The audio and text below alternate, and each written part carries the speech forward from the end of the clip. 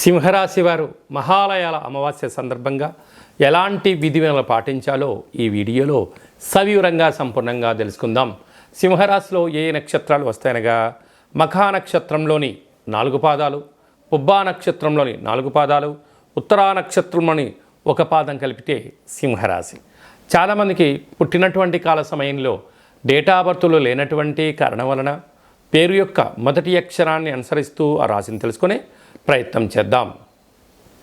మా, మీ, ము, మే, మో, టా, టీ, టు, టే అక్షరాల వారందరూ కూడా సింహరాశి జాతకులే. సింహరాశి యొక్క అధిపతి రవి భగవానుడు.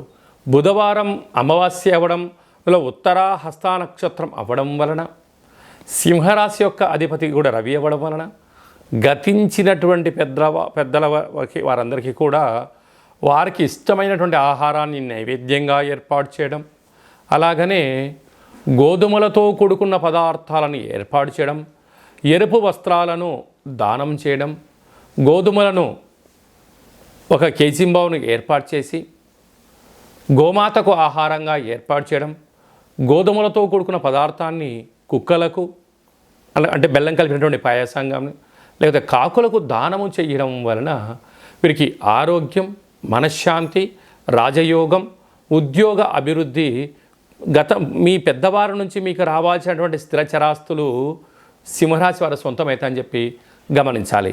ధనవాకు కుటుంబ స్థానంలో త్రిగ్రహ కూటమి, బుధాదిత్య రాజయోగం కారణం వలన సంపూర్ణ ప్రభుత్వ ఉద్యోగ ప్రయత్నం చేసేవారికి ఇది చాలా మంచి కాలము.